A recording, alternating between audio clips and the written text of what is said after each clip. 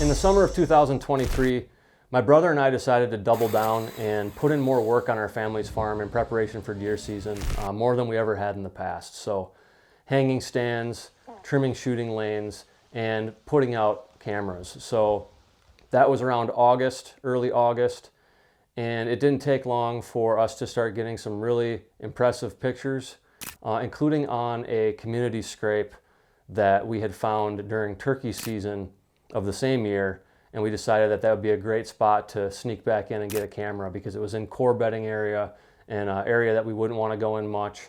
So we dialed that thing up with batteries, we dropped that cell cam in there, and that community scrape has proven to be a time-tested location for bucks to visit ever since we've had a camera in there. One buck in particular showed up, and it appeared to me that he was probably the biggest deer I'd ever seen up in that area in my life. And as fall started to roll in, it was clear that he definitely was the biggest deer I'd seen either in person or on camera for my whole life. The deer in this area have several things working against them in order for bucks to be able to get to those older age classes where they can express their full potential. There's pretty heavy hunting pressure. Still a pretty heavy brown it's down mentality, which is totally cool. I have nothing against it. It's just a reality of hunting in that area. People like to shoot a lot of deer. They like to shoot whatever walks by them, and that's totally their decision, and that's totally their right. You've also got some pretty tough winters at times. The winter kills can be terrible.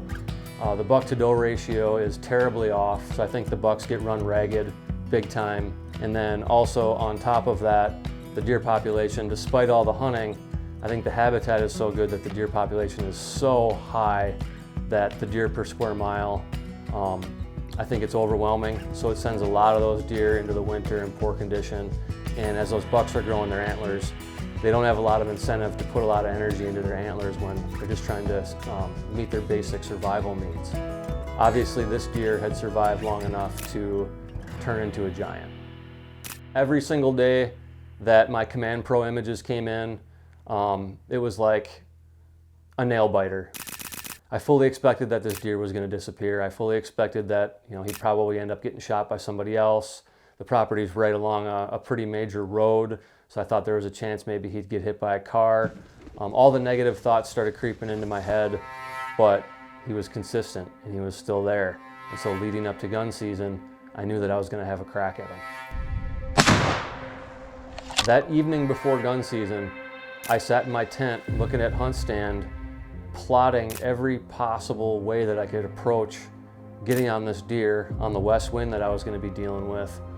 And I finally decided that the only way to get on this deer was going to be to grab a hawk tree stand, go out there in the dark the next morning, and get into a spot where I could do a hang and hunt, where I'd have good visibility around what I believed to be his core area. All right, guys, I'm doing a hang and hunt this morning. Totally just playing the wind. It's kind of a Hail Mary for me, but I don't know, sometimes you just gotta put in the extra work. I was able to come in right off the road, get alongside this beautiful pond, hang the stand nice and early, and in that area, you count on a little bit later morning action as the deer are coming back to bed from some of their destination food sources. They like to take their sweet time, especially those bigger bucks, as they're coming back from those overnight spots. And as I sat there, those deer just started to roll in. I remained steadfast and I just was waiting for that appearance of that giant buck. Suddenly I looked up, I saw him, he was at about 80 yards, it was unmistakable. And unfortunately, as I went to go move my camera to get it on him, the ball head was just loose enough on the camera that the camera tipped over, and I had a decision to make. It was either fix the camera and risk spooking that deer of a lifetime, or take the shot. Guys, I'm so sorry. I didn't get it on film. I just shot him.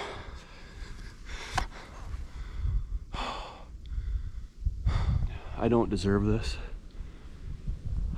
I don't deserve it.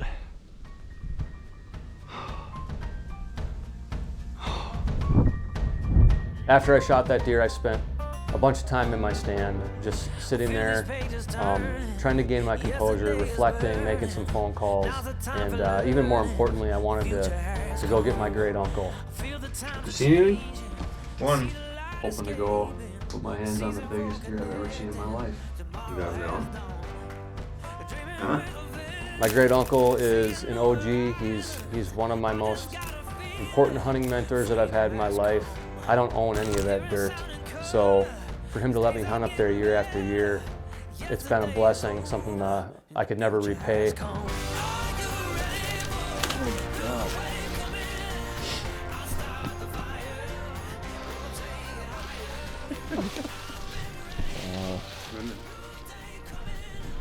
Look at that.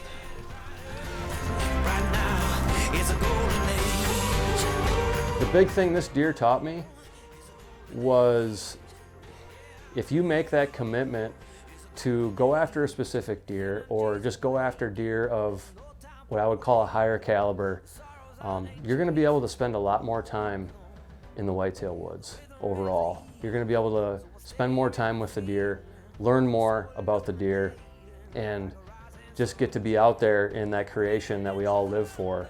So there's really no losing. Even if you don't shoot a deer, you can gain so much by being out there and making that commitment.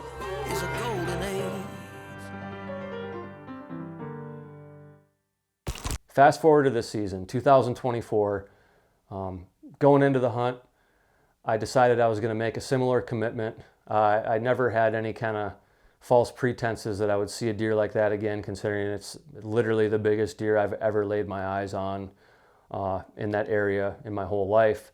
So I didn't expect a repeat of that, but I decided I was going to go after a mature buck, a buck that would likely keep me out there a little bit longer. And so going into opener, really just rolled in on Easy Street, was feeling calm and collected and just excited to spend some time out there in the deer woods more than anything. My brother and I ended up doing a hang and hunt while we were up there for archery opener. We both sat in the same tree together on 2 different tree stands. We kind of intended for that hang and hunt to be more of an observation sit because we could see for a good distance. We could see the main block of timber where most of our deer live. And so we were hoping to put eyes on something and refine that pattern even further, but little did we realize we were actually just about in the bullseye of the pattern that we were trying to find. Before we headed home from opening weekend, we put a muddy cell cam out in that little strip of timber where we had done the hang and hunt, where we had seen that 3-year-old buck. I realized that this was the travel corridor that a lot or most or maybe even all of these bucks were using to get from our timber over to those neighboring green fields. And the even better news was a lot of them were doing it during daylight. Fast forward to the second weekend of archery season, I had my friend Pete Osterman come up and join me for the hunt. Sent him over to another property that we usually only hunt during gun season. I told him to just go in there with his saddle and have at it, shoot whatever he wanted.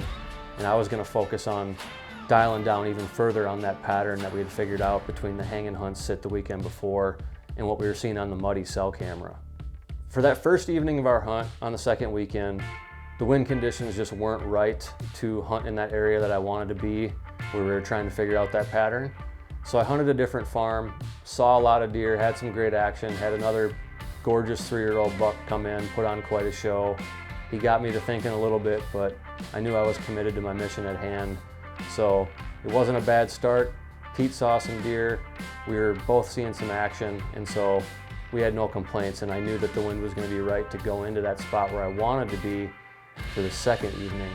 So all I could do was just patiently wait and try to look at HuntStand and figure this out even further. What we got going on here is we got some deer that are bedded on the east woods of our property.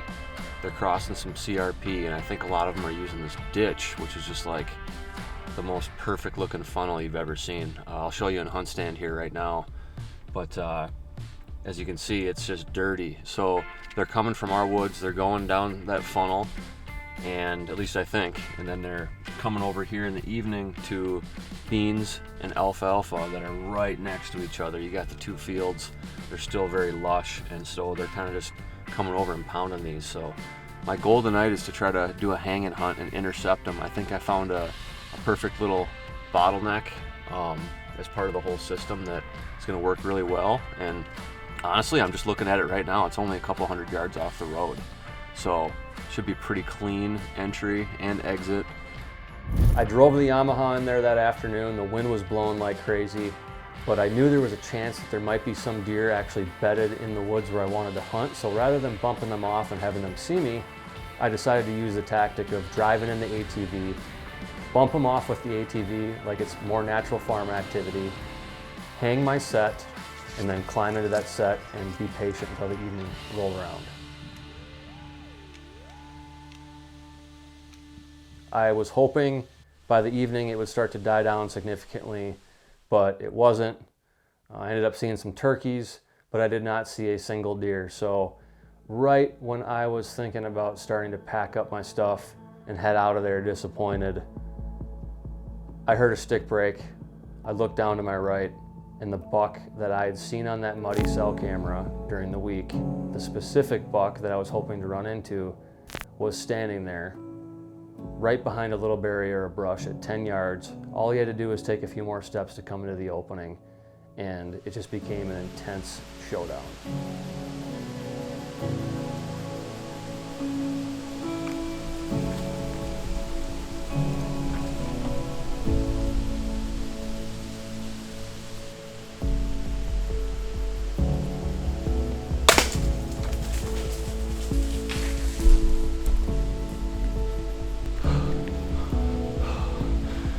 I just shot a big deer. I wasn't able to turn the camera because things were so hot and heavy and this buck was just so close and keyed up.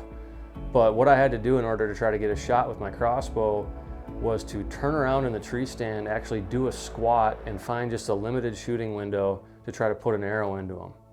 Problem was, he was facing quartering toward, and that's not normally a shot I would ever consider taking with an arrow. I don't care if it's a compound bow or a crossbow, but I had the perfect window, I had the perfect angle. I just felt completely confident about the shot. I envisioned the entrance and the exit, which is super important to do on any shot, let alone a quartering shot. And so once I had that pin settled on him, I just let her rip. It was pretty clear that it was a heart shot because when I shot the buck, he ran through those woods like a freight train. He was knocking over trees, running into trees, and oftentimes when they're shot in the heart like that, they'll react pretty violently. And I thought I had heard him crash, but you never know. Until you have the deer in your hands, you can never count on that, but I was pretty sure that I'd heard him crash, and sure enough, he had only gone about 35 yards as the crow flies.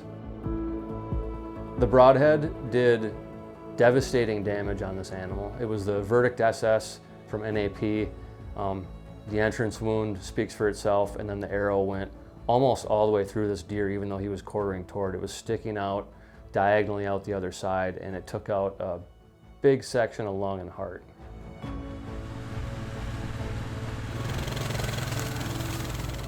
So let's come full circle and talk about the basic elements to the setup on this hunt. And it's the same as what I experienced in 2023. It's the same as what I experienced in 2022. And that's kind of why I wanted to wrap these three stories together, is because they share two common elements.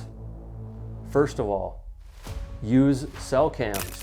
If you want to target a specific buck or a buck of a specific caliber, if you use those cellular trail cameras to the best of your ability, use them to strategize, take the time to analyze, figure out when the best time is to strike, they can definitely be critical in your hunt. The second common bond that all three of these hunts share is your willingness and your ability to be flexible. Even if you spend days or weeks or months preparing your deer hunting property, getting everything dialed, hanging stands, trimming shooting lanes, doing all the analysis of how things might go, it's often that it just doesn't go as you planned. So be willing to do hanging hunts, be willing to do things on the fly. I don't care if you're hanging a tree stand or using a saddle, whatever it takes for you to get on the X. When you find a pattern, jump on that pattern and make it happen.